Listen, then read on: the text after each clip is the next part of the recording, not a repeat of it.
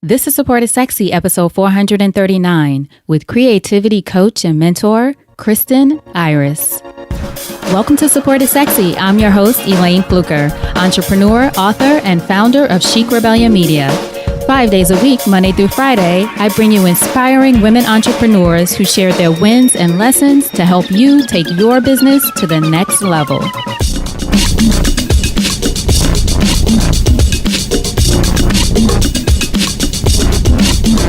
Here we go.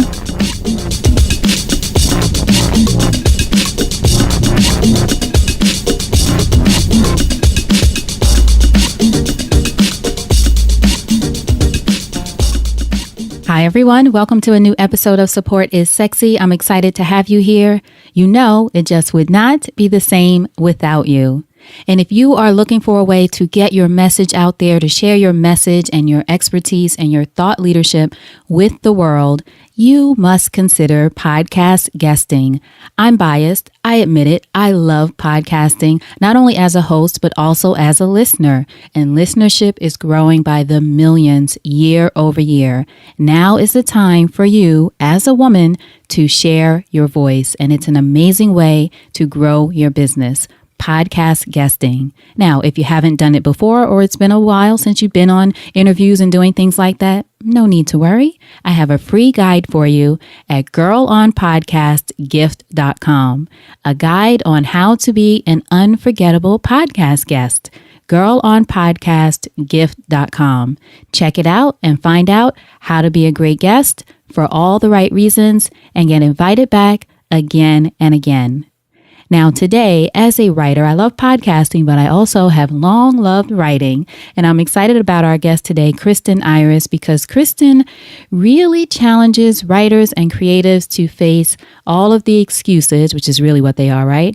All of the excuses that stand in the way for us when we're creating our work, all of the resistance that we have. Kristin's business, her passion is really about helping writers get out of their own way. And she has a sort of pull no punches approach to helping you get out of your own way, clear your mind, and do the work.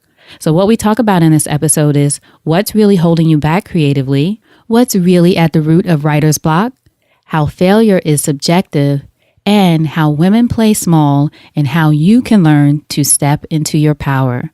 So I know you're going to enjoy this conversation with Kristin. So without further ado, Kristin Iris. So, Kristin, welcome to a new episode of Support is Sexy. I'm excited to have you here. Thank you. I'm so excited to be here. Thank you for having me. Of course. So our first question, when did you first fall in love with entrepreneurship?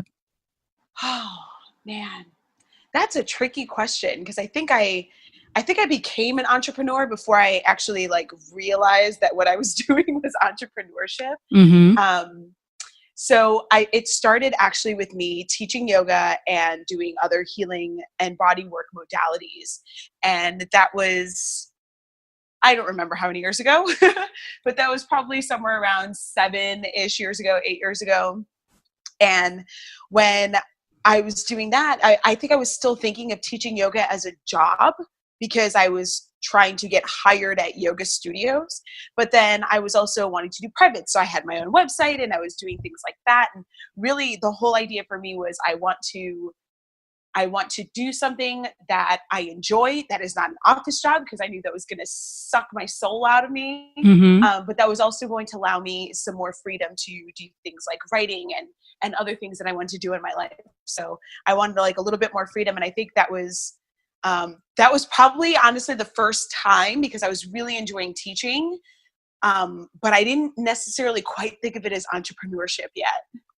Right. So what stage of your life were you in when you started doing that? Did you go to college any place? I did go to college. I went to Columbia College, Chicago. Okay. And I actually started in film.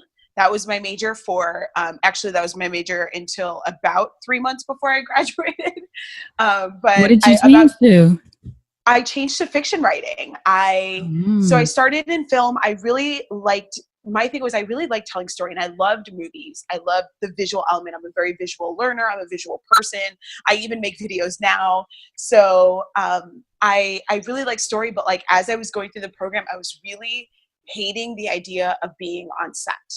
and being on set and being like in the thick of the actual filming, because I was like, I'm going to be a director. I'm going to be a director. I was like very adamant about it. Mm-hmm. And as the more I did it, I was like, I am not feeling this. Like, so I just as you actually went on set and experienced it. Yeah. Well, I mean, and these were like on set within like the college realm of recording wherever we were, not like a formal movie set, but right. I was doing that, and I was not liking that. It was a lot of tension and anxiety for me. And so I was like, you know what, I'll write scripts, because I like writing scripts too. Like, I will do screenwriting, and that way I don't have to be on set. It'll be great. It'll go into someone else's hands. And, as I started to go into screenwriting and learn more about the business of screenwriting, I was like, oh, forget this. I'm going to go write books instead. And that was where I like changed direction, but I didn't officially change my major until until the second semester of senior year. So what was the plan for you then after college? Were you thinking that obviously I'm changing my major, but I'm going to become a fiction writer after school, or did you have a quote unquote job in mind? I wanted to be a fiction writer. So at that point I was working at my martial arts school. And once I graduated, like there were already plans, like towards the end of the year, there had already been plans set for me to work there full time. And so I was going to do that, and I was going to write. And I was, my boyfriend and I at the time were living together, and we were like talking about what are we going to do and what's our life going to be like. And so we were kind of planning this whole thing together that eventually fell apart because we did not end up together. Mm-hmm. It happens. Yeah. So where are you from originally? Where did you grow up? I was born and raised in Chicago, Illinois. You were born and raised in Chicago. Mm-hmm. Yes. Is that where you're still based now? That is where I am currently. I actually started traveling last year because I was like, I'm going to go travel the world solo. And I had to come back in November for health reasons, major health reasons. And so I'm still working some of that out. I'm in physical therapy right now. So that's where I am now, but I will be, my plan is to continue on traveling within the next couple of months. As I finish my physical therapy, we'll see how that goes. Okay. Hopefully it's a little bit of a challenge. Yeah, I was going to say, well wishes to you. I hope it, all gets better. I know how those different kinds of physical challenges or health issues and things can interrupt the flow of life sometimes. So send you well wishes on that for sure. Oh, thank you. You're welcome. So born and raised in Chicago, went to college in Chicago, getting out, thinking I'm going to be a fiction writer. What point did you decide then, as you mentioned to us earlier, about becoming a yoga instructor? Well, so that's an interesting story. So I said that how me and my boyfriend at the time, we were building our life together, et cetera, et cetera. And so our actual plan was that he was going, like eventually when he finished school, that he was going to work full time and I was going to work part-time and write part-time so that I could really dive into my writing until that became like my money-making career was the idea. Well, I broke up with him. And everything in my life sort of went kaput. Like that was part of everything just kind of blowing up all at once, as things do. And at that point I was like, well, now I really have no idea what I'm going to do, because literally my whole plan for my future has just disappeared. And within a couple of months, my two yoga teachers, I had really only worked with two yoga teachers, kind of three, but really only two, on like an ongoing basis taking their classes. And I got wind that they were doing a teacher training this was about August of, I think it was 2010. And so they were doing a teacher training in the spring of the next year. And I was like, oh, this must be a sign. I love yoga. I've been using this to like help me personally, not just on the mat, not just in the physical practice, but personally using it. I'm like, this is something I could do. I could totally be a yoga teacher. So when those two were doing it together, I was like, this is going to be amazing. I have to get in that program. And that was where I decided that I was going to go in that direction. And then from doing yoga, I also started doing other forms of body work and healing. And you mentioned martial arts earlier on. Is that something you still do as well? Did you study martial arts? Oh, so it's something that I would be doing if I were not injured. Like okay. I'm physically I'm physically unable to do it right now Mm-hmm. because of the injuries that I have and what I'm in physical therapy for, which is my back and my shoulder. Mm. But if that were not the case, I would absolutely be in there. I would absolutely be in there training. Is that the same case with yoga too? You're not able to practice right now? Yes. And I had actually gotten up to doing, I was like, I'm doing yoga 3 times a week. And then my progress regressed. And now I'm like, well, let's pull back on yoga and let's stick with the physical therapy exercises. Mm-hmm. Yes, you want to be well. Absolutely. So at what point then you mentioned with the yoga instruction that at first you didn't think of it as as an entrepreneurial endeavor, even though it is, yoga instructors, all kinds of anytime you're exchanging your services for someone to pay you for something that isn't a 9 to 5 job or some setting like that, you are being an entrepreneur, you're building your own business. But for you, when was the point that you feel like maybe your mindset changed around it? Was it while you were an instructor, or did something else happen that sort of had the mental pivot for you? I think it was when I started to incorporate the other things that I was doing. So like I started with yoga, and then I was also doing a form of body work called Kihara, resistance stretching. And I think when I started to bring those two in together and was like, let me create a business where I can use both of these elements to help people. And then I started bringing in other things as well. But I was like, let me start building something where I can do this and like start getting private clients. And I think that was the point where I started to think of myself as an entrepreneur, because I wasn't just going to different studios. I was building something of my own with my unique skill set and experience. And what was the moving practice that you said? Kihara resistance stretching. So Kihara. KI-HARA. Okay, I'm going to look that up, everyone. We're going to link to that. That sounds interesting. Yeah. Kihara It is. resistance It's really stretching. good. It's actually something that, like, I don't do any body work or yoga now. Like that's not, I've shifted out of that into my current business, but the methods and the philosophy and some of the exercises are things that I still do myself. There are things that I still incorporate into my own practice and my own healing, especially having injuries right now. So tell us about the transition into the current business that you have as a coach and a consultant for people. Tell us what your business looks like today and the path toward that point. Yes. So I was doing body work. Not body work. I was mostly doing yoga and a little bit of the body work. But I was doing that for a couple of years, and then I started to shift that into working with martial artists and fighters. So that was really I don't want to say my first business, because I guess yoga and body work itself was, but that was the first time when I was like, now I'm bringing this into something that's like really unique to my skill set. So I started to do that. And then I got, not tired exactly, but I was getting a little frustrated with it. And what was it exactly? Was it consulting people, or what were you doing with the? No, I was working on fighters. I was actually doing body work and okay. On fighters and martial artists as here's how you use these recovery modalities to improve your performance. Okay. And so almost like training them in some ways. Yeah, but not on like the martial arts aspects necessarily, but on the actual, like I would do yoga with them. I would do stretching on them. I would I have these therapy balls. So I was trained in therapy balls, which is a way of doing deep self massage. So I was doing all of those different things and teaching them how to really actually pause and repair their bodies so that they can actually train more and they can improve their performance. So I was doing that, and I was just getting I was just like, I'm not entirely sure what I want to do with this, or if this is where I want to be going.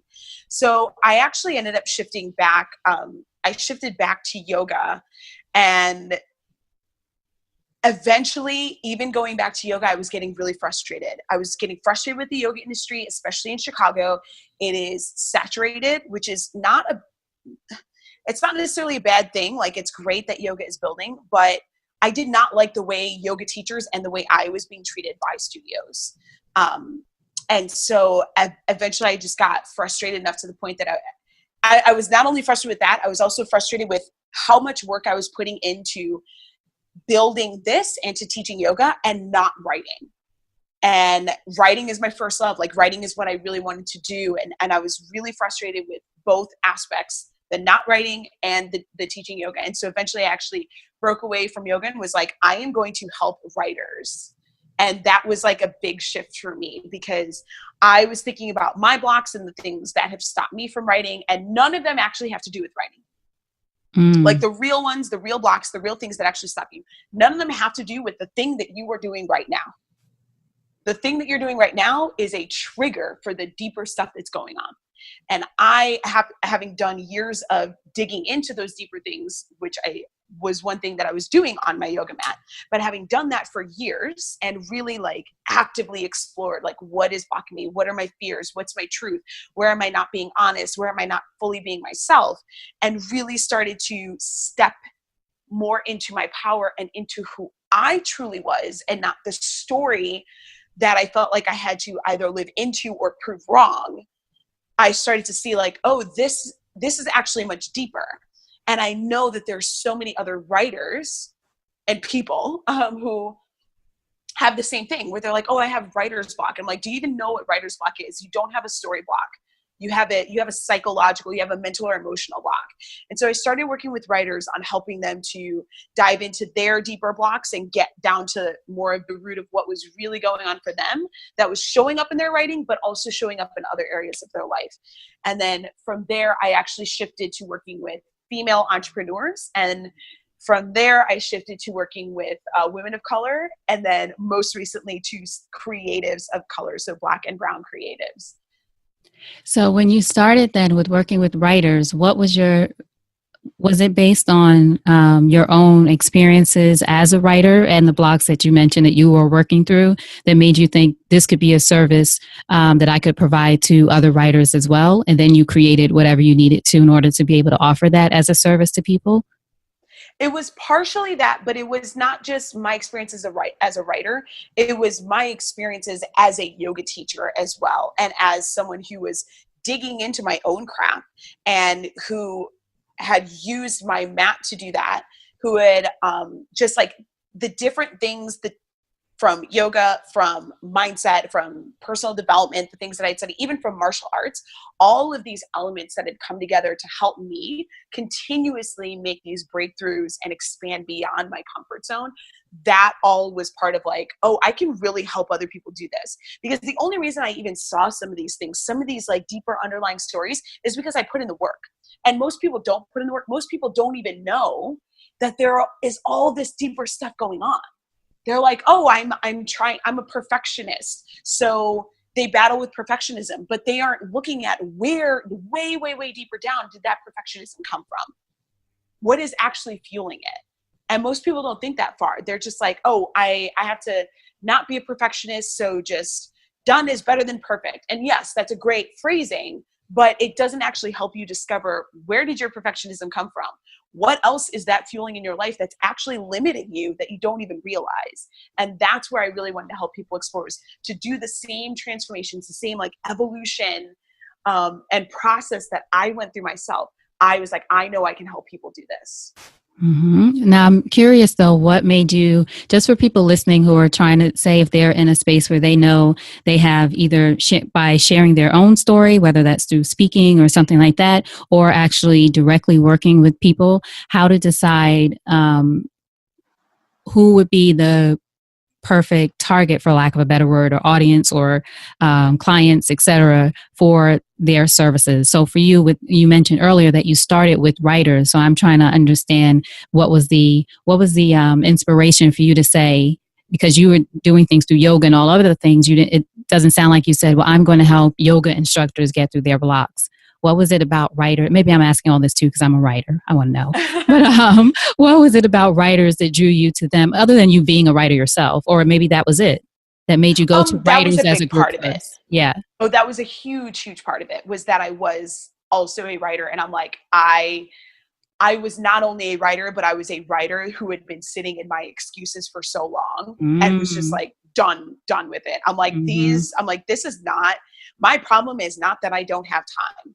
My problem is that I am afraid that I'm not as good a writer as I could have been had I been writing this whole time. And so There there you was go. this shame. There was a shame that I had about not fully pursuing my writing the way I had planned, however many years before that. And like, oh, but I could be so much better. And that all that was underneath the surface. I had to actually peel that out. Right. Because I was still using excuses like, I don't have time, or I'll do it when my business gets to this point. I'll do it when I'm making X amount of dollars. I'll do it when.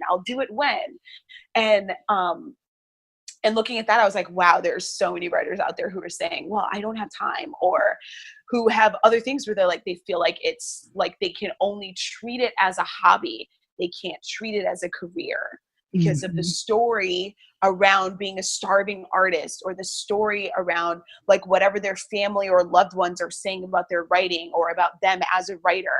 And the more I started to play in writing groups and online groups, and just kind of listen and look around at what people were saying, I was like, man, these people don't even realize how much they're in their own bullshit. Like they don't even know how much deeper there is to go. And that if they went deeper and they did that work, they would not only open up their writing, but they would open up so much more of their lives. Right. Excellent. All right. Now I totally get it, because I've been there using those excuses and still sometimes I am stuck there. So I think it's work that kind of continues as far as from the Oh, yeah. personal development space. Right. And it's interesting you mentioned Absolutely. the BS, because one of the quotes I saw is you help people break free from the old bullshit beliefs and conditionings that keep them small. So that was one of the things I wanted to ask you about. How do you, well, first going back a little bit before we even get to that, one of the things you mentioned was that a lot of writers say they have writer's block. And you said, do you even know what that is? It's other kinds of blocks. So can you define for us what you see as writer's block? Is that even a thing? And then what is it often for the people that you've worked with in the past? What is really the hang up? So I think a lot of people think that writer's block is a story block. They're like, I don't know what to do with this character. I don't know where to start, or I don't know. I don't know. I can't figure out the story or something. And that's not really what's happening. Like our creativity flows, and yeah, we can have a block with a character with the story, and there's ways to get out of that. And I was working mostly with fiction writers, so versus like nonfiction or writers writing like an entrepreneurial book for their business. So I was working with a lot of people who were having trouble with story and character.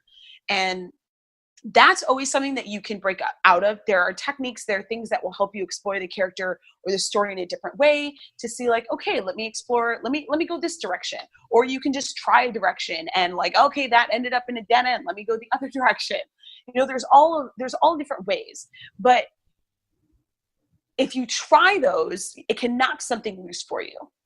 Okay, if you're not trying those, you're not trying any techniques, or you're like, well, it's not actually the story or the character. Like that's how you know. When you're just not writing, it's not about the story and it's not about the character.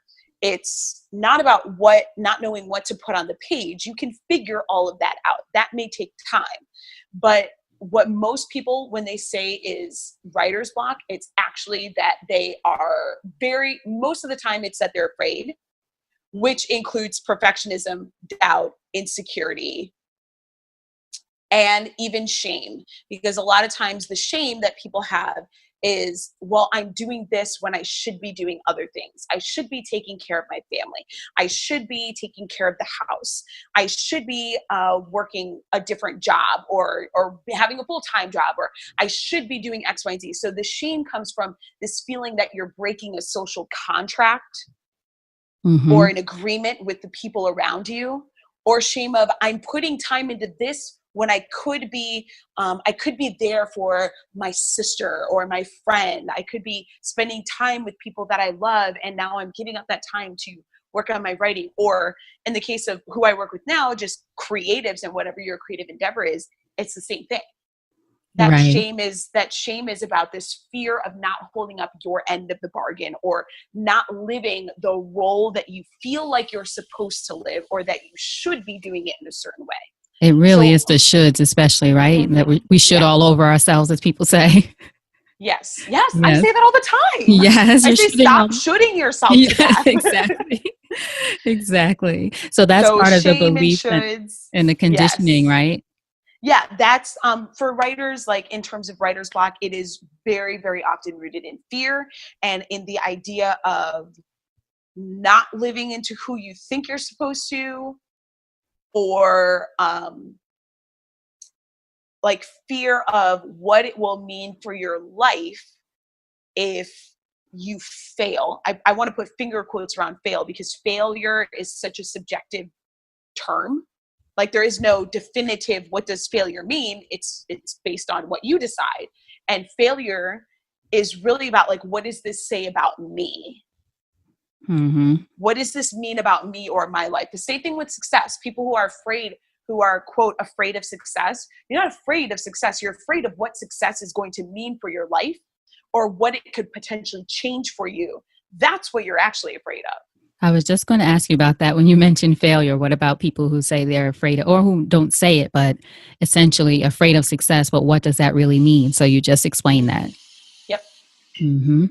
So how would you say that now that you've evolved from just focusing on writers and working with now doing more with creatives overall, Black and brown creatives especially, and you mentioned women entrepreneurs as well, Yes, right? that was Yes, in between. That was in in between between. writers and where I am now. How would you say overall then are some of the common ways you've seen? You sort of mentioned this, but just that we do sort of, especially as women, play it small rather than standing in our power, which I know is something that's a very strong message for you. Ooh, yes, it is. So for women in particular, perfectionism is a huge one. People pleasing is another big one. And um, the I have to fit myself into this box that people want me to be. That's another one. And that's overall, that's a lot of people. Like men, for example, have this idea of masculinity Mm-hmm. that they're often trying to fit into, and that can cut them off from their, from like their deeper emotions, which is another way of cutting you off from your expression and your creativity. But for women, it's this, like if you think about all these different labels, like women are like, I have to mom this way, I have to sister this way, I have to be a writer this way. And there's all these different little boxes. For Black women, it's this is what a Black woman is. This is how people are going to see me. This is how I have to be, or this is how I have to prove I'm not. So those are some of like the big ways that I feel we end up holding ourselves back, is these ideas about, which are sometimes come from society, sometimes from different cultures that we intersect with, sometimes they come from our family and the people around us. Mm-hmm. And all of those things become these imprints on us that start to shape us into sort of a false idea of who we are, a false self. And it takes the discovery, the digging in and dismantling of those ideas of who you are, how you're allowed to show up in the world, who you're allowed to be, what you're allowed to do, dismantling those to actually step into who you really are, and to do so unapologetically. And to be able to do that unapologetically also has an element of really learning to love and accept all of who you are, even the parts that maybe society or the people around you tell you are bad or unsavory or undesirable, and learning to really love and accept all of who you are so that you can step into the full power of who you are and create whatever it is that you want to create, to stand for your creativity and your creative endeavors and creative work. It's so interesting. As you were speaking, one of the things that popped up into my mind, and maybe this is my own BS, right, is this idea of, you mentioned countering what other people might think of you, not even as much, or maybe as much as what you want to project of who you are, but so much of, I think, speaking of as a Black woman, a lot of at least what goes on in my mind, whether I choose to give into it or not, is just people's perception of me and not being, quote unquote, the angry Black woman. But then it could be a point where you're not standing up for yourself in times when you need to, when you're afraid of being perceived as the angry. So it's just sort of this mental gymnastics that we play. It's sort of like, well, I'm not standing up for myself, so that's a problem. And then on the other end, well, are they going to think of me? Especially, I think, for all the listeners, if you're in a corporate or work environment, or even in your own business and you're working with diverse cultures and everything, there could be some of that conditioning or programming there that isn't even something that you even believe in. You might not even think that those people think that way about you. Speaking for myself, I've been in this situation, but I've noticed I have done some work too. So I'm self-aware though that I do have that in my consciousness somewhere. Well, do it this way so that they don't think, you're kind of trying to navigate the whole thing. So that's what resonated with me when you were talking about that. As much as it's how we're being and who we're being, there is just some part of it that makes you think, well, how am I being perceived? And what's the best way for me to do this so everybody feels comfortable? Yes, absolutely. And that is a really, really important part of the things that I help people dismantle, because that was me all the time was, oh, how are people going to see me? Like I was paralyzed by it. I was paralyzed by, how are people going to see me? Are they still going to like me? What are they going to think? Like, are they going to misunderstand me? Because I felt like I was constantly being misinterpreted and misunderstood. And so it was this really paralyzing thought all the time. Like I felt like I felt like I was constantly trying to prove either who I was that people weren't seeing, or prove who I'm not that people are assuming I am. And that is something that I feel like especially people of color and women of color, and especially Black women, have to deal with, because the perceptions around us on a societal level are often so negative. And so there's this constant having to prove that I'm not the angry Black woman. And you know what? First of all, there's nothing wrong with being an angry Black woman. Kristin, girl, and I was just about to say that sometimes I am an angry Black woman about something I need to be angry about. But even that is sort of like how to, giving ourselves permission, if you will, to be that in those moments that, yes, I'm angry. I need to be able to feel this anger in this moment. Yes. And the thing is, I'm a Black woman in America, so I'm always like at least low-key angry about something. Right. That's what James Baldwin says, right? To be a Negro in America is to be in a state of rage almost all the time. Something I'm paraphrasing. Yeah. Yes. But I mean, I'm always a little bit angry. But here's the thing: when we are constantly shaping ourselves to not appear as the angry Black woman, I get it. There's certain environments where you want to be heard, and people use the angry Black woman narrative to invalidate what we have to say.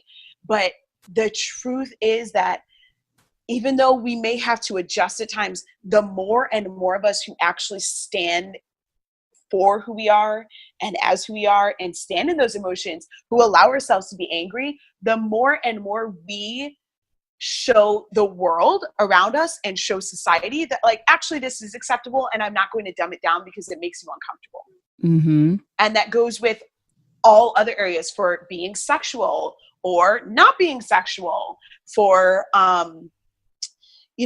for just so many different narratives that may actually be like, okay, yeah, this is me. I am angry, or I am this, or I am that, or I'm not this, or I'm not that. The more we allow ourselves and learn to break those narratives for ourselves and actually show up more fully as we are, the more we actually change the world around us.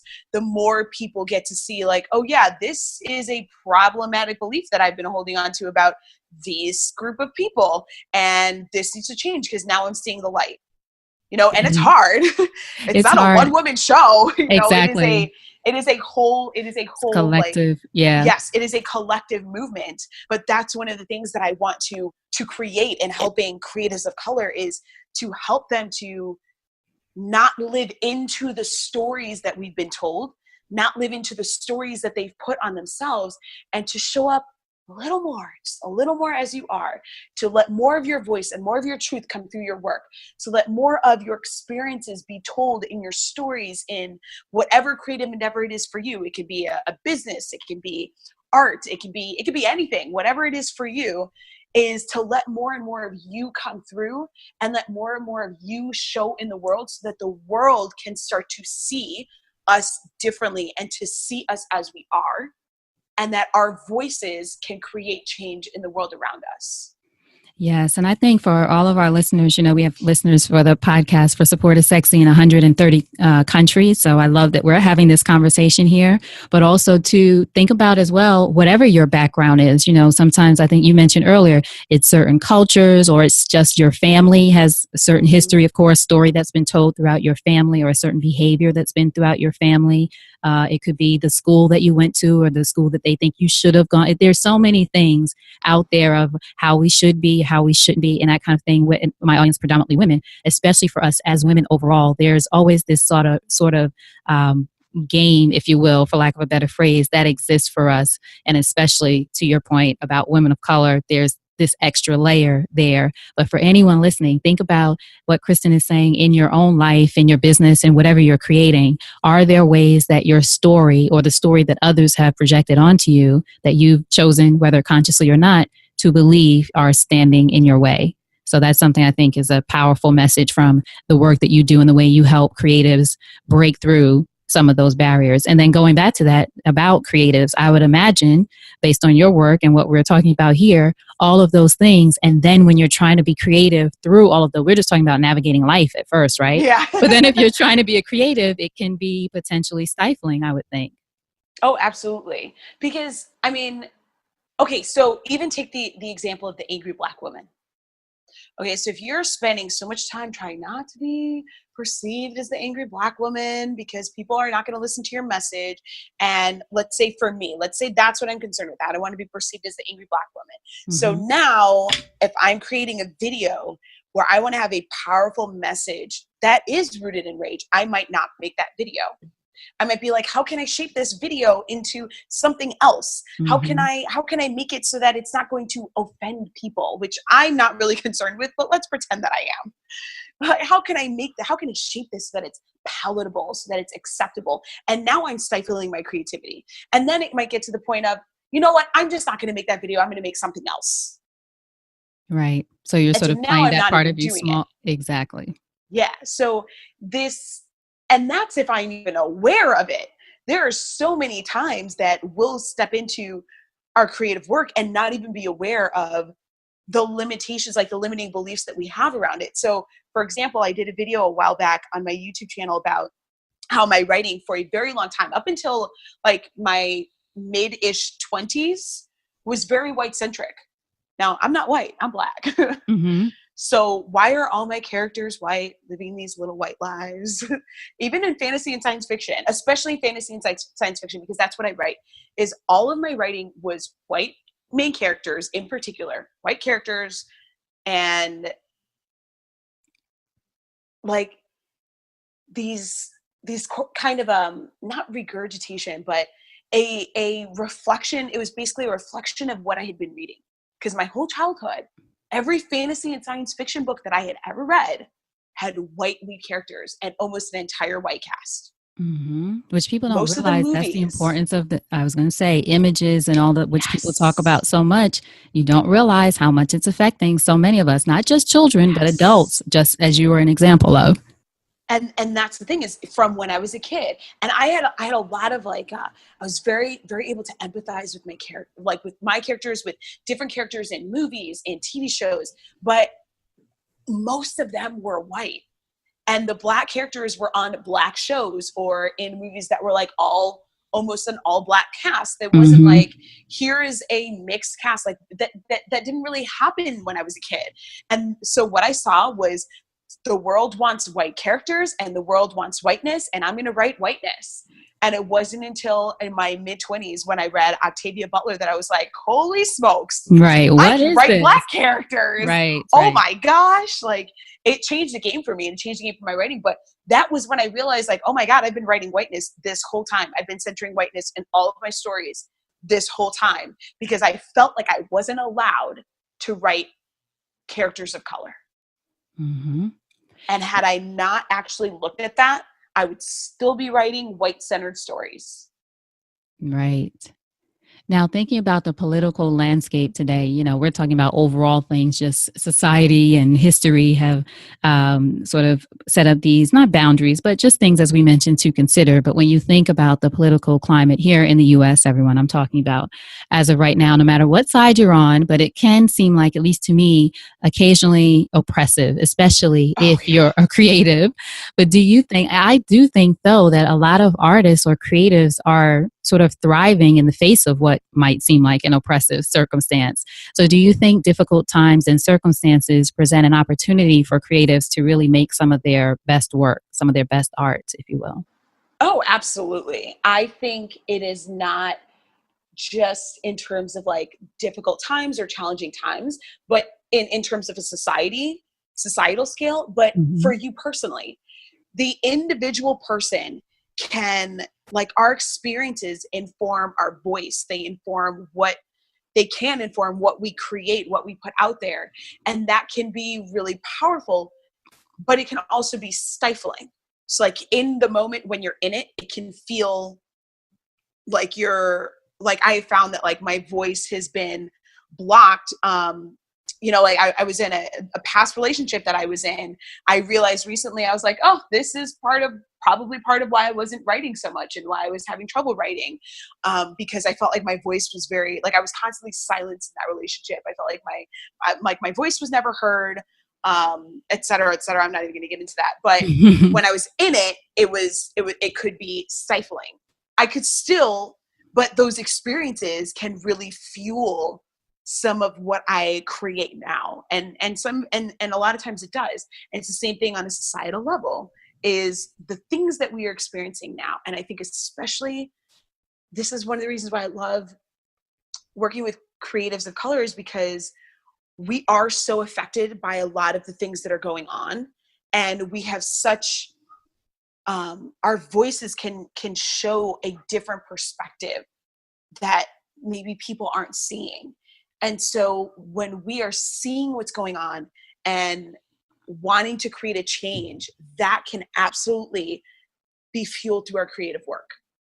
Like, Mm-hmm. I feel like my videos are doing that now. Some of the things that I talk about in my videos, I recently shaved my head. So my last video is about shaving my head, the video of shaving my head and decolonizing Black hair. And, some of the things that fueled for me, and some of the narrative about being a Black woman and our hair, and how we have to be perceived and what makes us beautiful and what we have to aspire to be considered desirable or worthy in society.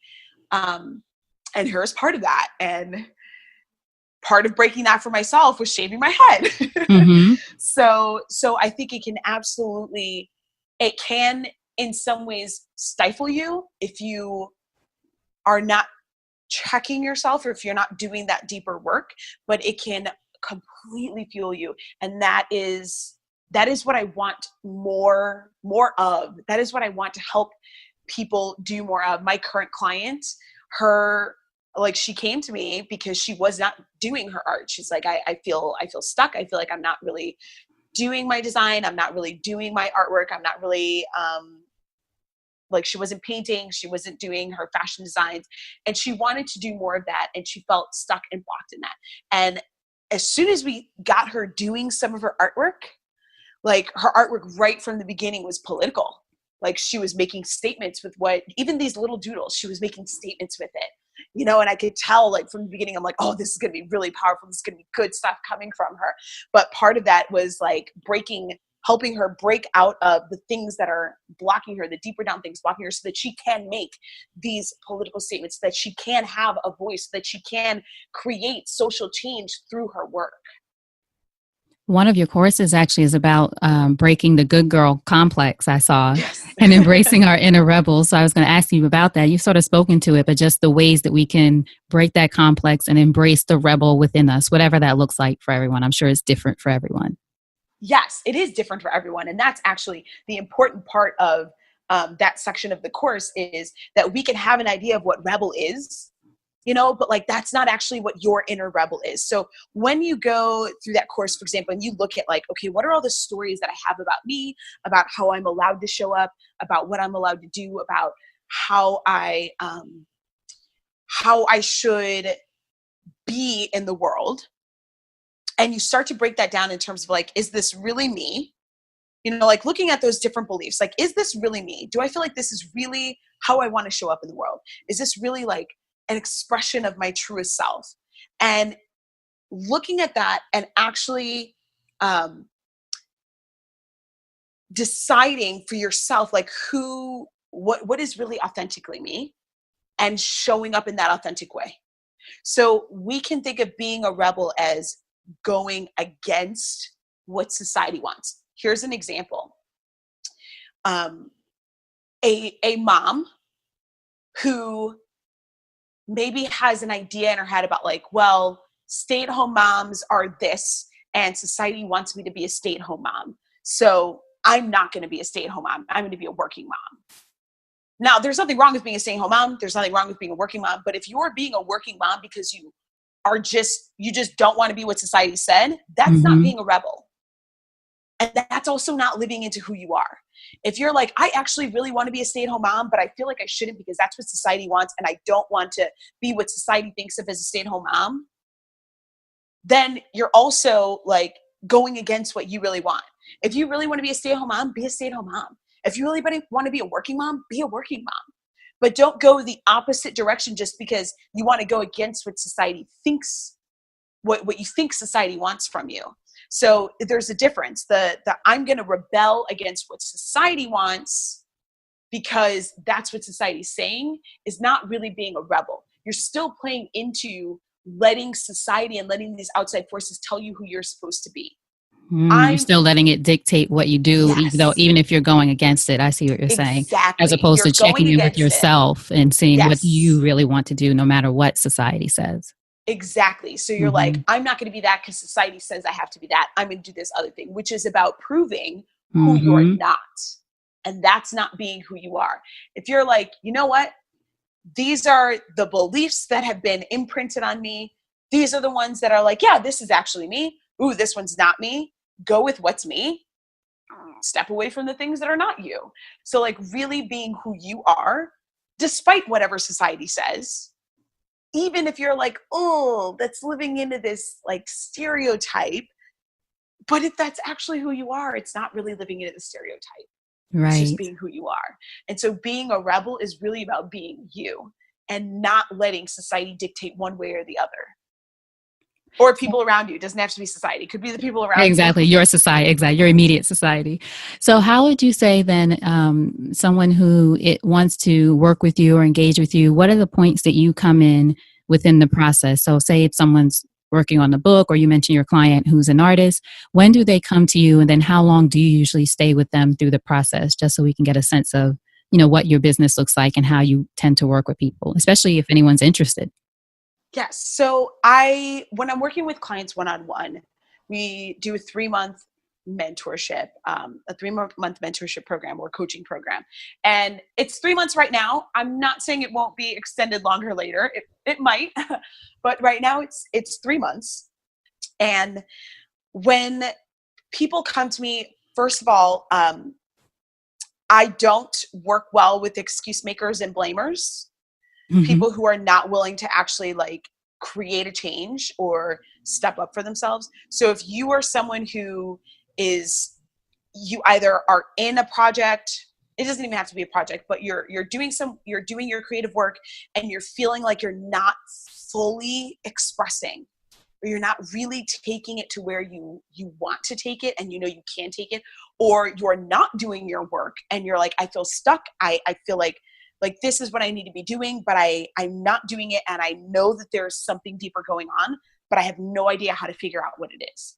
Or even you've started trying to figure it out and you're like, I am fumbling around in the dark, blindfolded with my hands trying to feel the walls, and you want a guide. That's me. So I work with people who are like, they're at the point where they're like, I am no longer willing to stay stuck. I'm no longer willing to continue feeling this way. And I'm no longer willing to put my creative work on hold. I am done with my bullshit excuses. I'm ready to step up for myself and I need help to do it.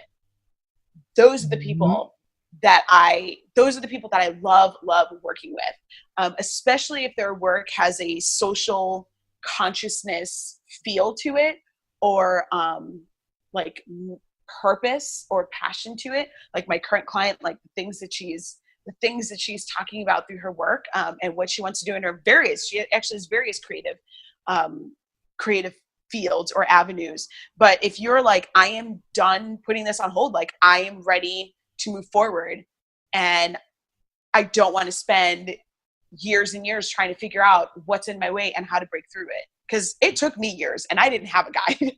I had these various different things, these different avenues that I was doing, and I really was fumbling through on my own. And that's why I like to work with people, because I'm like, you don't have to fumble through. I can help you. Like I have done the work. I am continuously doing the work, because it's not a process that really ever ends. Just kind of keeps cycling through. You'll discover something new. You're like, ooh, this, I feel some resistance. There's something here that's blocking me. Let me dive into it. So when you are at that point where you're just like, I am fed up with this. I am not willing to do this. I'm not willing to live like this anymore or feel stuck anymore. I want help, and I'm ready to show up 100% for myself to make this happen.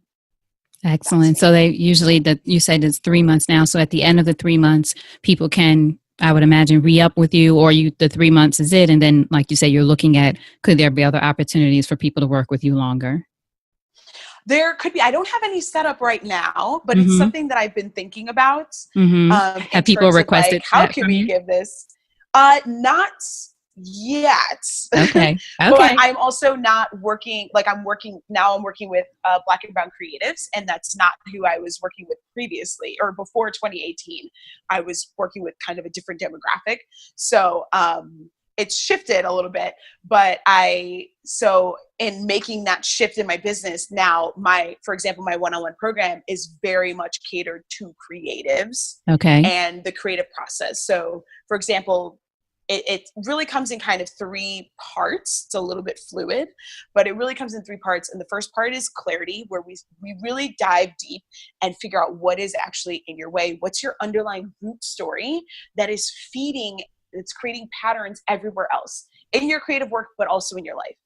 And then after clarity, we get into clearing. And clearing is all about what needs to change in your life. What do you need to shift or clear to open the pathway for your creativity? So that may be changing relationships with the people around you. It may be conversations that need to be had. It may even be changing a job. Like it could be whatever it is for you that needs to be cleared to open the pathway. And then the third part or third kind of stage is creation. And that's where, now that we've gotten clarity and we've done clearing, you're really stepping into your creative work in a big way and shifting how you commit to yourself, how you commit to your creative work, and how you take a stand for what is important to you in your life. And so that is where they start getting really into their creative work and their creative project and taking action that they probably wouldn't take if they didn't have me there kicking their butt. Yeah, I was thinking like a creative accountability partner, but next level. Not just like, what'd you do this week? It sounds like this is the stuff that's standing in your way. It's much more than, checking in. That's excellent. Yes. And in part of that whole process is like like my client, from day one, we were getting her inner creativity. And part of that was, so it's not just like, oh, you're not going to do anything creative until the end. It's nothing like that. But like right from the beginning, we got her inner creativity so that she could explore what are the things that are coming up for me? What are some of like the fears that are happening? What are some of the, like, what's causing me anxiety here in doing this, And so you're doing this exploration as you step more and more and create shifts in your life, is being able to pause and look at what's showing up for me here. What are the old patterns that have been perpetuated that I can break in this moment? And that's where you start really creating massive change for yourself. That's not just going to help you step into creative work, but it's going to help you create changes in your life. Like a lot of the things that are blocking us creatively, they're rooted in something deeper that's going to show up in your relationships. It'll show up in your job. It'll show up in your family. It'll show up in your creative work, but it'll show up in all different areas of your life. And so you get to look at those patterns when you work with me, and we get to look at those and start breaking those down and dismantling them, and then creating new patterns that will actually support your flourishing instead of supporting your entrapment. I like that. Support your flourishing instead of your entrapment. Got to write that quote down, Kristin. I love that. So in closing, if you think over your life and career and you had the chance to thank only one person whose support was critical to you personally or professionally, who would that be and what would you say? Oh my gosh, that's a good question. That's a hard question. I know. I mean, okay. I mean, there's like, it's hard to find anybody who supported me like as much as my mom. Like I mean, just in general, in like all areas of my life. Like when I was a kid, I was like, I want to be an Olympic gymnast. She was like, all right, let's make this happen. Mm-hmm. You know, and like put me in gymnastics class. And so just like, I don't know exactly what I would say, but I would have to say my mom, because really like there are so many different ways. Like when I talk to people, there's so many different times where they're like, oh, my mom wants this, or my mom wants me to do that. Or, you know, like even especially I think for Black women is like well, when are you going to have a kid? Or when am I going to have a grandbaby? And like, I never really got that from my mom. Like she never projected onto me what she wanted me to do. Mm-hmm. She really always kind of like gave me the space to be like, well, oh, you want to be a director? Cool. All right. Oh, you want to be a writer now? Cool. Let's do this. What are you going to write? You know? And so she always kind of gave me that space to really explore and feel what I wanted and what felt good for me. And even if she didn't necessarily like 100% understand what I was doing, I feel like she's always been supportive of me doing my thing and not trying to shape me into anything. And has always just been there, you know, supporting me. Like if I needed help, she's always been there. You know, if I really need help with something or something's going wrong or I don't have anybody to turn to, she's always the person who's just like, hey, we're going to figure this out. Like, all right, well, what can we do? You know, what can you do? What steps can you take? You know, or who will just outright give me help. So I would have to say probably my mom. Excellent. That was an excellent answer. I love that. And we all need someone to support us rather, and promote us in doing that thing, whatever that thing is, right? You just need that person that supports you no matter what, tells you can do it, or you can at least try it. That's the important thing. Excellent. And actually she has done that. She's like, hey, she's like, so for example, when I left to travel last year, like the day before I left, I started having like a panic attack. I started having like an anxiety attack, and she came in the room and like I was still packing everything, and she's like, are you okay? Like what's going on? She must have seen it on my face. I have a very expressive face. And I was like, I'm trying not to have an anxiety attack. She came over, she was like, okay, hold. She's like, take a breath. She's like, hey, it's okay. Okay, you're gonna go. And if it doesn't work out and you have to come back, you're just gonna come back. She's like, the world's not gonna end. You're gonna be fine. You know? That's and right. That was her thing. She's like, it's okay. You can always come back. You can always do this. You can just give it a try. Just like give it a try. You're doing what you really want to do. Give it a try. I love that. That's beautiful. We all need that. Ladies, if you don't have that out there for mom or someone else, you have it here. You just come here and tell me. I'm going to support you. Yeah, me too. Yes. Now, what would you say, Kristin, are the ways that we can support you? Tell us what you have. I know you have some great things coming up and other ways we can get in touch with you. So one way if you would like to subscribe to my YouTube channel, I make a variety of videos for creatives of color and creatives. So some of them are humorous, some of them are a little bit of social commentary, some of them are more like educational how-tos, not in a specific art, but more in terms of the personal transformation element and opening up your creativity. So my YouTube channel, I'll give you the short link because the long link is really long, is bit.ly bit.ly/KI YouTube. And that's where you can go and follow me and subscribe. I'm also on Instagram at Kristin Iris. And my website, kristiniris.com. You can head over there if you're interested in working with me, getting some support, getting some guidance. We can talk about one of our programs, so you can contact me from that website as well. And you have some consultations on there too that people can book just for a short conversation with you.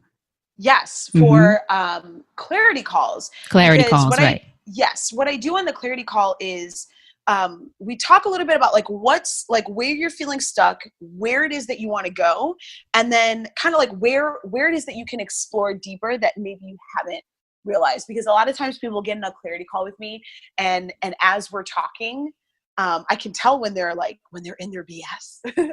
And so the clarity part of it is like diving below the BS into, okay, this is actually where you should explore further to really start diving into what's in your way. So for ladies listening, sorry, go ahead.